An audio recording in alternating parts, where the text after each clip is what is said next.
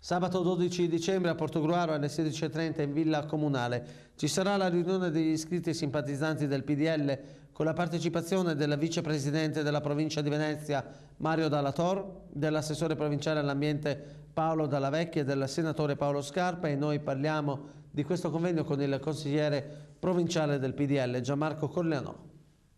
Sabato 12 dicembre alle 16:30 dunque si svolgerà questo convegno organizzato dal gruppo consigliare Popolo della Libertà della provincia di Venezia. Sono ospiti importanti. Corleanò, perché questo convegno?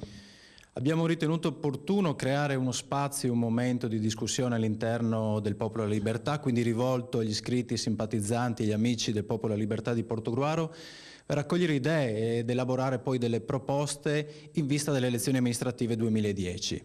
Ecco, elezioni amministrative che sono alle porte, e questo fatto che si svolgano amministrative e regionali nello stesso periodo è un vantaggio o uno svantaggio per voi? Per quello che ci riguarda sicuramente è un vantaggio. Noi con questo incontro vogliamo lanciare la sfida per le elezioni amministrative del 2010 per vincere il Comune di Portogruaro e dare finalmente a Portogruaro il cambiamento amministrativo. Il modello della giunta provinciale di centrodestra rinnovata da poco può servire secondo lei per Portogruaro, per vincere anche a Portogruaro? Sicuramente l'esperienza fatta in provincia di buon governo anche in una situazione di crisi come questa io ritengo possa essere utile per la nostra comunità e quindi anche importare a Portogruaro un modello di buon governo che il centrodestra sta dimostrando nei fatti e giorno per giorno anche nell'attività in provincia di Venezia.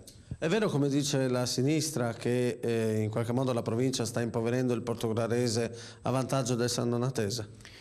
Assolutamente no, la sinistra ormai fa politica solo su internet, non ha rappresentanza politica di Portogruaro in seno al Consiglio provinciale di Venezia, al contrario il centrodestra ha 4 consiglieri provinciali e 2 assessori provinciali del portogruarese. Io domani farò proprio un intervento su questo argomento e mi divertirò con i numeri e con le risposte sui fatti a quelle che sono le illazioni del centrosinistra.